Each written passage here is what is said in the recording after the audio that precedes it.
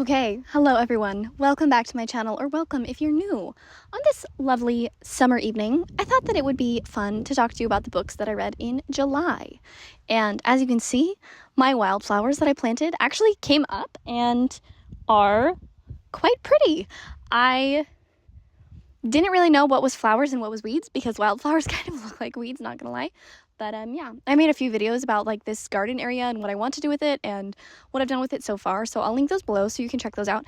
But it's a very long-term process. But I honestly don't spend that much time out here. So I just thought that this would be a nice place to film for this evening. And I'm using my phone as a microphone, and hopefully that makes the audio okay and it's not too windy because there's a little bit of a breeze.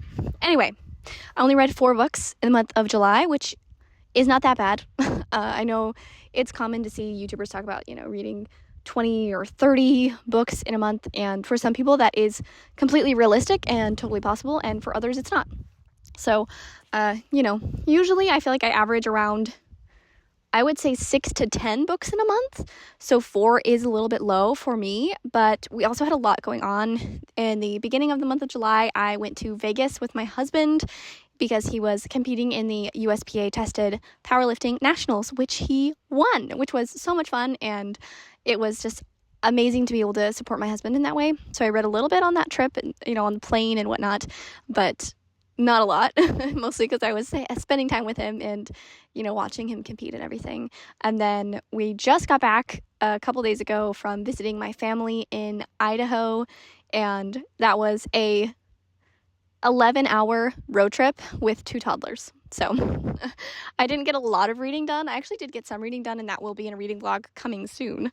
But yeah, so anyway, that's kind of why I didn't read a ton this month, and I'm hoping I'll read more in August. I think I'll be able to because we won't be traveling. So anyway, let's jump in. Let's talk about what I read. So the first book that I read this month was Little Thieves by Margaret Owen. This book follows the 13th child of the 13th child. Her mom feels like she's a curse, so she takes her to the woods and gives her up, and she becomes the goddaughter of Death and Fortune.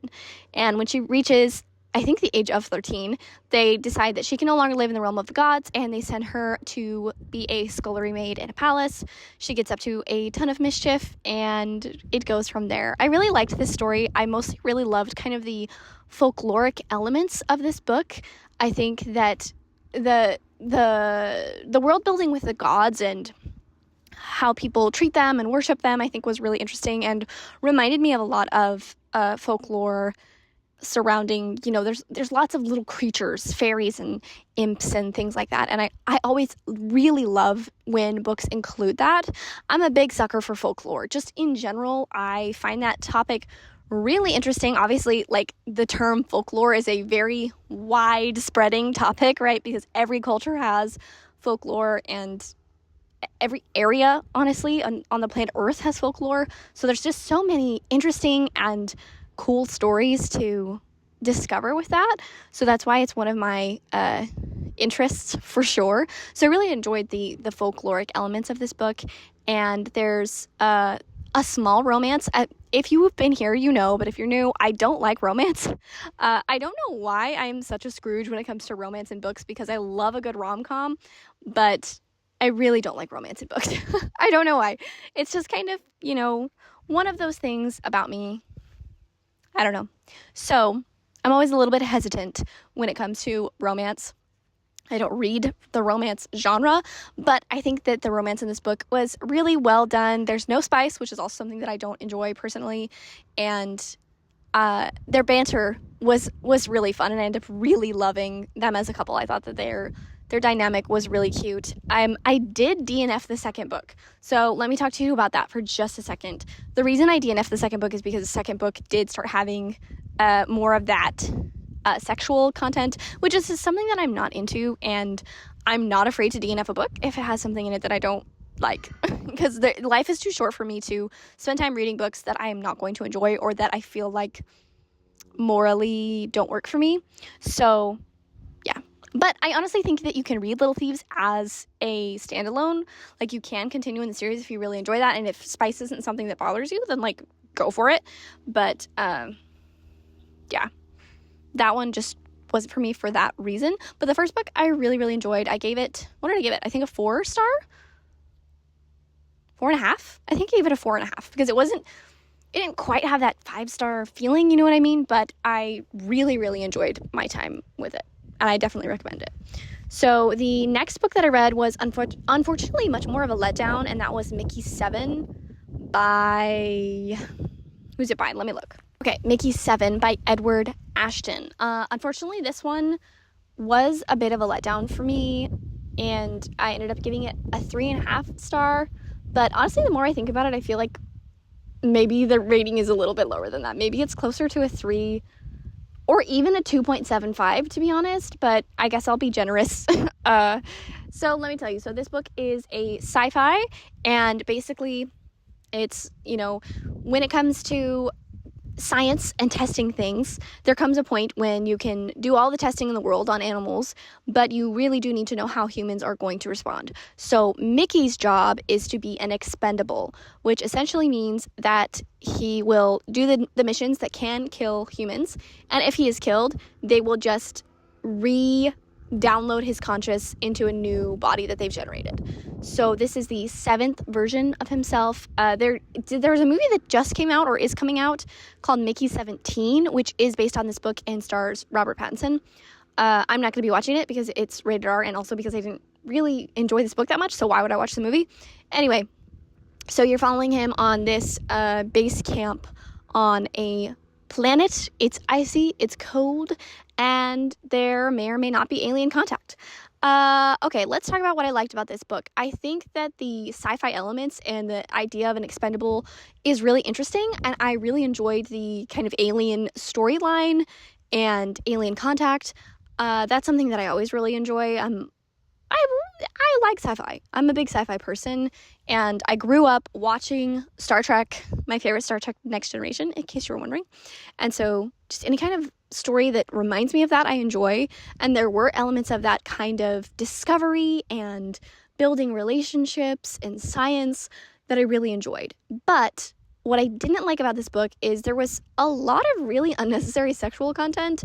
And again, if that's not your preference, then maybe you'll really enjoy this book. But for me, I was just like, okay, if you took all of that out, it would not change the story at all. Like, it really wouldn't. It has no point except to be there. So that's something that bugs me and made me enjoy it a lot less. And then I also thought the ending was just extremely anticlimactic, and I feel like there was like this story arc that was happening, and I was like, okay, and then just ended. And I was like, oh, that's the ending? All right. Okay. If that's how you feel about it, Edward. But I just feel like the ending could have given us a lot more, and the setup was good enough for us to have a really cool ending. Is there anything else I want to say about it? I don't think so. Some people say that it's darkly funny. I didn't really find it funny. But maybe you will. I don't know. If it sounds interesting to you, definitely check it out. But for me, it just really fell flat and was a bit of a disappointment. So the next book that I read was Convenience Store Woman by... What's her name? Sayaka Murata. I knew the general sounds. This book was also a bit of a disappointment for me. So this book basically follows a woman who works at a convenience store and finds a lot of purpose in that, and people in her life feel like she should be accomplishing more and that she's too old to work at a convenience store. She needs to get married, she needs to have children, and that basically she has no purpose just working at this convenience store. So I think there's some interesting messaging. I know that I've heard that Sayaka Murata, in a lot of her books, the theme is kind of about expectations of women, particularly when it comes to like getting married and having children. And so I think there were some interesting things to be said there. The main character is clearly neurodivergent, and so the reason she finds so much purpose in working at this convenience store is because she understands everything so well, and she understands her purpose within the convenience store. So I think that if you are neurodivergent, or if you know somebody who's neurodivergent, then maybe you would like this book because it could perhaps be a good representation. I'm not neurodivergent, so I can't tell you whether or not it is a really great representation, but from what I've heard from people in my life who are, I think it could be. For me, it just felt kind of purposeless. That sounds kind of harsh. I'm trying to figure out how to describe really, like, the entire time I was, like, waiting for it to get weird or for something to happen, and that's not what this is. It's a little slice of life story, and that's okay. It's okay for it to be that.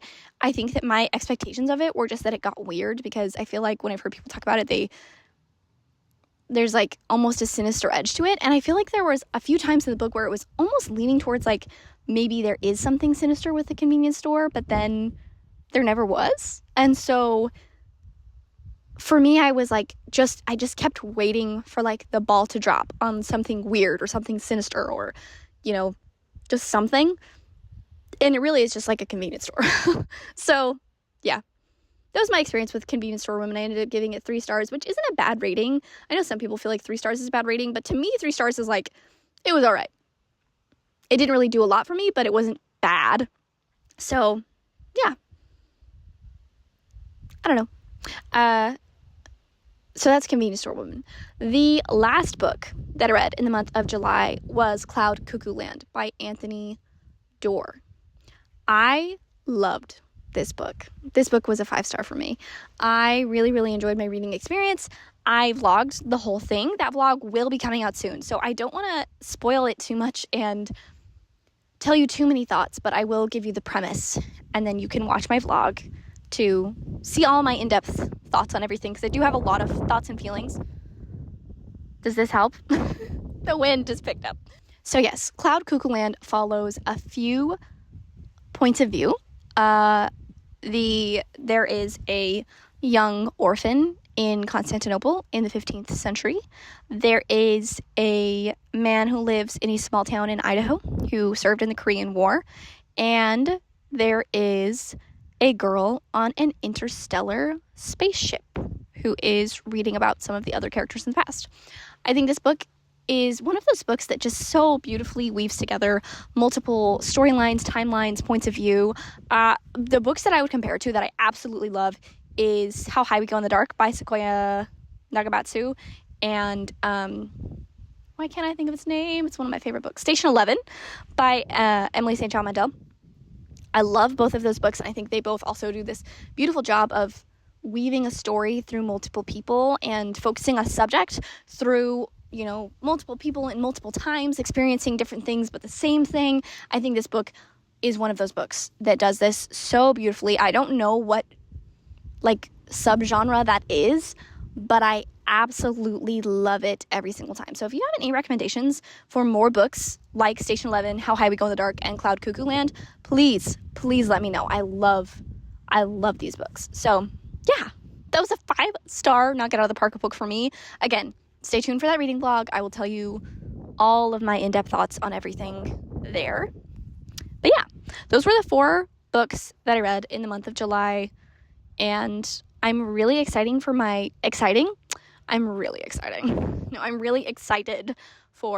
reading month in August. August is my birthday month, so there is a high likelihood that I will get at least 1 book. So stay tuned for that. Maybe I'll do a book haul of 1 book. Anyway, but I feel like August is a great month, not just because it's my birth month, but also because it is the month that leads us into fall. The best time of year, in my opinion, which I know is not it's a pretty common opinion. I literally had a dream the other night that it was cold outside and I got to wear a sweater because I'm tired of it being hot outside. So there's that for you. Anyway, tell me, what was your favorite book that you read in July? What was your least favorite book that you read in July? And have you read any of the books that I mentioned? How did you feel about them?